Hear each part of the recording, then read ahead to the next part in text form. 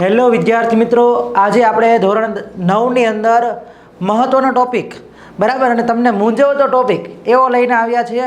તો ન્યૂટનની ગતિના બીજા નિયમનું ગાણિતિક સૂત્ર તારવો, વેરી મોસ્ટ એમપી કહી શકાય આ સવાલ બરાબર.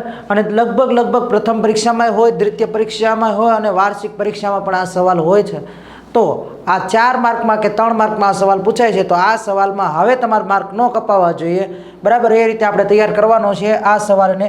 તો પહેલાં તો ન્યૂટનની ગતિનો બીજો નિયમ લખી દેવાનો. પહેલાં શું લખી દેવાનું? ન્યૂટનની ગતિનો બીજો નિયમ લખી દઈશું. ઓકે, તો નિયમ છે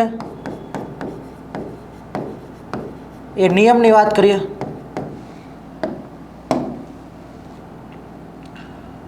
એકમ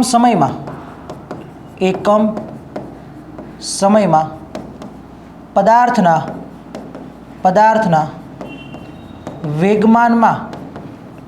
વેગમાનમાં થતા ફેરફારનો દર, થતો ફેરફાર, એકમ સમયમાં પદાર્થના વેગમાનમાં થતો ફેરફાર એ બળ જેટલો હોય અને બળની દિશામાં હોય. બળની દિશામાં હોય.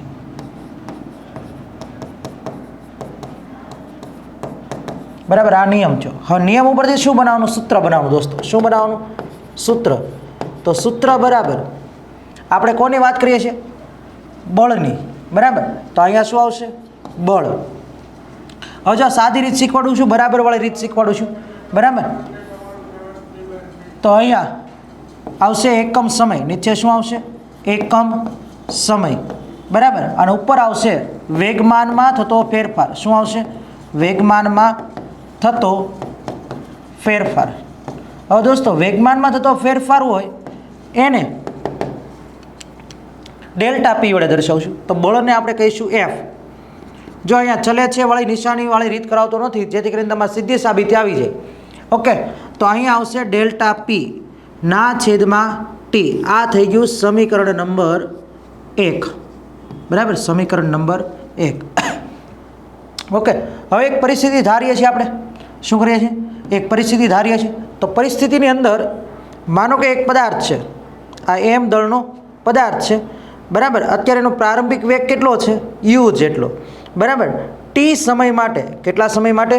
ટી સમય માટે એના ઉપર હું બળ લગાવું છું. આ પદાર્થ છે કોઈ એમ દળનો, આ પદાર્થ છે બરાબર. એમ દળનો પદાર્થ છે. એમ દળના પદાર્થ ઉપર હું બળ લગાવું છું ટી સમય માટે. તો પદાર્થ ગતિ કરશે બરાબર, એટલે અંતિમ વેગ v પ્રાપ્ત કરશે. એટલે આપણે આ પરિસ્થિતિ ધારી લેવાની. ધારો કે કોઈ પદાર્થનું દળ એમ છે, તેનો પ્રારંભિક વેગ u છે. સમય t માટે લાગતું બળ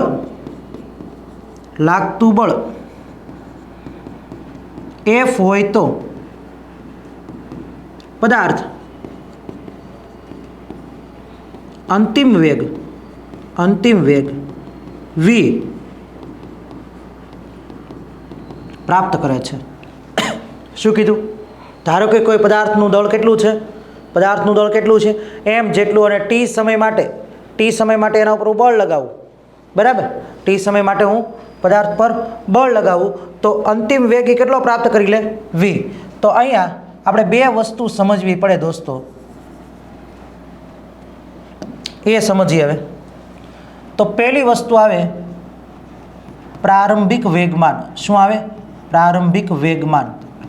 ઓકે, તો પ્રારંભિક વેગમાનને આપણે P1 કહીશું. તો એમાં આવશે પદાર્થનું દળ.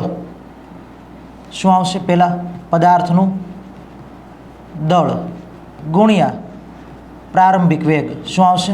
પ્રારંભિક વેગ. તો અહીંયા P1 બરાબર પદાર્થનું દળ એમ હોય ગુણ્યા યુ થાય. એવી જ રીતના બીજું સ્ટેપ આવશે અંતિમ વેગમાન. શું આવશે? અંતિમ વેગમાન, બરાબર. તો અંતિમ વેગમાનને આપણે P2 કહીશું. તો દળ ગુણ્યા પદાર્થનો અંતિમ વેગ આવશે. શું આવશે? અંતિમ વેગ. તો P2 બરાબર m ગુણ્યા v થાય, બરાબર. તો આ થઈ ગયું આપણું સમીકરણ નંબર. જો એક અહીંયા આપેલું છે તો આને કહેવાય સમીકરણ નંબર 2, આને કહેવાય સમીકરણ નંબર 3, બરાબર. હવે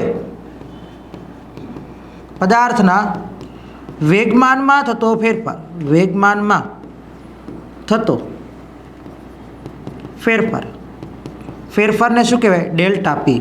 ફેરફાર છે ને આપણે દર્શાવે હંમેશા ડેલ્ટા પી. તો P2 માઇનસ P1. તો ડેલ્ટા પી બરાબર P2ની કિંમત શું છે? mv. અને P1ની કિંમત શું આવી? mu. ક્યાંથી લીધું? તો કે સમીકરણ 2 અને 3 પરથી લીધું. ક્યાંથી લીધું? સમીકરણ 2 અને 3 પરથી. તો શું થઈ ગયું? ડેલ્ટા પી. ચાલો એમને કોમન કાઢો, બેમાં જો એમ કોમન છે, m બરાબર v માઇનસ યુ. આવું સૂત્ર મળ્યું. જો તો એને કહેવાય સમીકરણ નંબર 4. શું કહેવાશે? સમીકરણ નંબર 4. જોજો ફરીથી કહું છું, અહીંયા શું લખવાનું? પહેલાં નિયમ લખવાનો. એકમ સમયમાં પદાર્થના વેગમાનમાં થતા ફેરફાર એ કોના બરાબર હોય? તો કે બળ બરાબર હોય. કોના જેટલું હોય? બળ જેટલું હોય.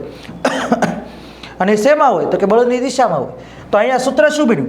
બળ બરાબર એકમ પછીનો શબ્દ હંમેશા છેદમાં લખાય એટલે નીચે સમય આવે, ઉપર શું આવે? વેગમાનમાં થતો ફેરફાર. તો F બરાબર ડેલ્ટા પીના છેદમાં ટી થાય.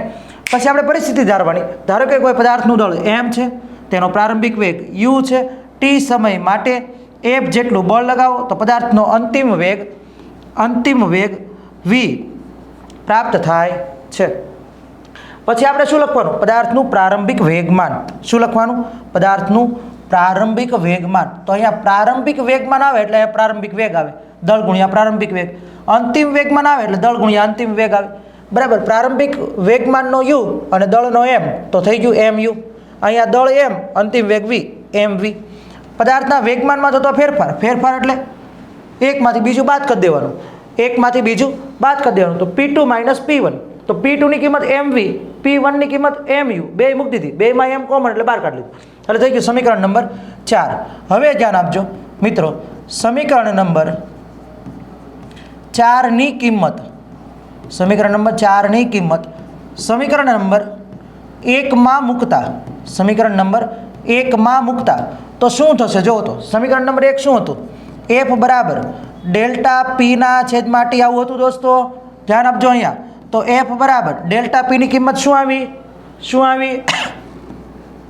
m v માઇનસ યુના છેદમાં ટી.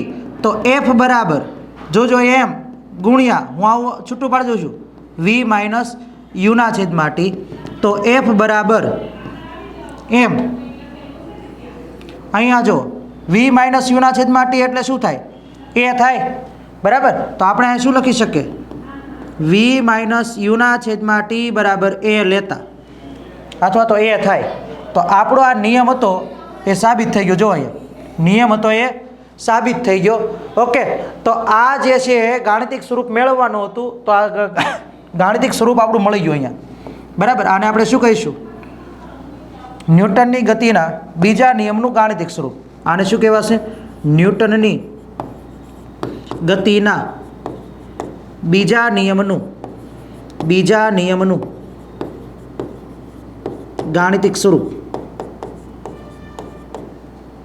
બરાબર. શું કહેવાશે? ગાણિતિક સ્વરૂપ. આવડશે દોસ્તો? તો આ વિડીયો મહત્વનો હતો. તમારી જેવા કેટલાય સ્ટુડન્ટ ફ્રીમાં ભણે છે, બરાબર. તો એ દરેક સ્ટુડન્ટે તમારે એક જ કામ કરવાનું છે, વધુમાં વધુ ધોરણ 9ના જેટલા પણ વિદ્યાર્થીઓ હોય એને આ વિડીયો શેર કરી દેવાનો છે. બિકોઝ આ વિડીયોના કારણે તમને 3 થી 4 માર્ક મળી શકશે, એ રીતના તમારા મિત્રને પણ મળી શકશે. તો દોસ્તો મળીએ છીએ નવા ટોપિક સાથે નવા લેક્ચરની અંદર. ત્યાં સુધી આપણી ચેનલને જોતા રહો. સબસ્ક્રાઇબ કરવાનું બાકી હોય તો સબસ્ક્રાઇબ કરી દેજો, લાઇક કરી દેજો, અને જો વિડીયોની અંદર તમને મજા આવી હોય અને યાદ રહ્યો હોય આ ટોપિક તો નીચે કમેન્ટ જરૂરથી કરજો, ભૂલતા નહીં પાછા. ચાલો મળીએ છીએ ત્યારે નવા લેક્ચરની અંદર. ત્યાં સુધી વંદે માતરમ, ભારત માતા કી જય.